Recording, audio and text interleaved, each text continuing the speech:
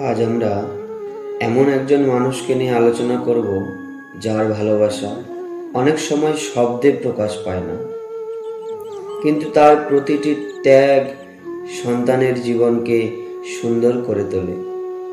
তিনি কে জানেন? সে হচ্ছে বাবা। এই পৃথিবীতে সন্তানের জন্য বাবা হলেন একটি বিশাল বটগাছের মতো। বটগাছ যেমন ঝড় ঝঞ্ঝা নিজের উপর নিয়ে অন্যকে ছায়া দেয়, তেমনি একজন বাবা নিজের কষ্ট দুঃখ ক্লান্তি লুকিয়ে সন্তানের মুখে হাসি ফোটানোর চেষ্টা করেন। ছোটবেলায় আমরা বুঝতে পারি না বাবা কতটা কষ্ট করেন। তিনি সকালবেলা ঘুম থেকে উঠে কাজের উদ্দেশ্যে বেরিয়ে যান।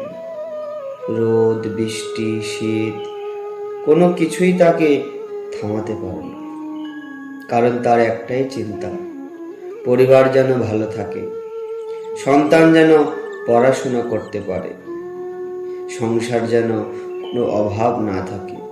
একজন বাবা হয়তো নিজের জন্য নতুন পোশাকও কেনেন না, কিন্তু সন্তানের জন্য সাধ্যমতো সেরা জিনিসটাই কিনে দেন।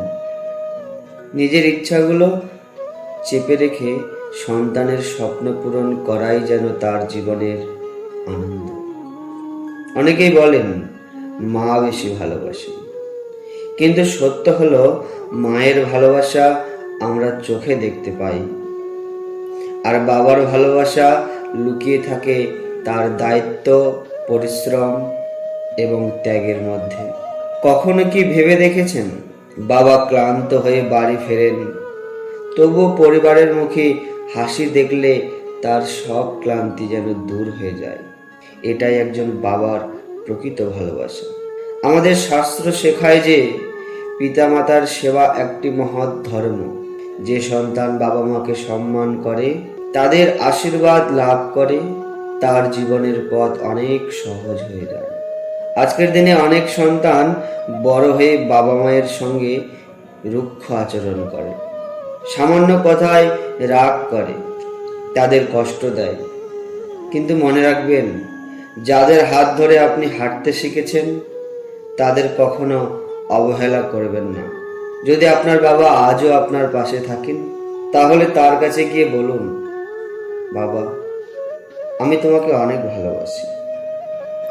এই একটি বাক্য তার হৃদয়কে আনন্দে ভরিয়ে দিতে পারে। আর যাদের বাবা আজ এই পৃথিবীতে নেই, তারা তার জন্য ঈশ্বরের কাছে প্রার্থনা করুন, তার শেখানো আদর্শ মেনে চলুন। সেটাই হবে তার প্রতি প্রকৃত শ্রদ্ধা। একজন বাবা কখনো চান না তার সন্তান শুধু ধনী হোক, তিনি চান তার সন্তান যেন সৎ মানুষ হোক, চরিত্রবান হোক, ভগবানের ভক্ত হোক এবং মানুষের উপকার করুক। মনে রাখবেন, টাকা হারালে আবার উপার্জন করা যায়, কিন্তু বাবা মায়ের সঙ্গে কাটানোর সময় একবার চলে গেলে আর কখনো ফিরে আসে না। তাই আজ থেকেই একটি সংকল্প করুন, প্রতিদিন বাবা মায়ের সঙ্গে কিছু সময় কাটাবো, তাদের সম্মান করব, তাদের কষ্ট দেব না, তাদের আশীর্বাদ নিয়ে জীবনের পথে এগিয়ে যাব। শেষে একটা ছোট্ট কথা বলি, যে ঘরে বাবা মায়ের মুখে হাসি থাকে না, সেই ঘরে ঈশ্বরের কৃপা বিরাজ করে। আর যে সন্তান বাবা মায়ের সেবা করে, তার জীবন সত্যিই ধন্য হয়ে ওঠে। বাবা সেই মানুষ যিনি নিজের কষ্ট লুকিয়ে রেখে সন্তানের মুখে হাসি ফোটান। একজন বাবা নিজের স্বপ্ন বিসর্জন দেন যাতে সন্তানের স্বপ্ন পূরণ হয়। বাবার কাঁধে বসেই সন্তান পৃথিবীকে চিনতে শেখে। যতই বড় হও না কেন, বাবার আশীর্বাদ সবসময় তোমার সবচেয়ে বড় শক্তি।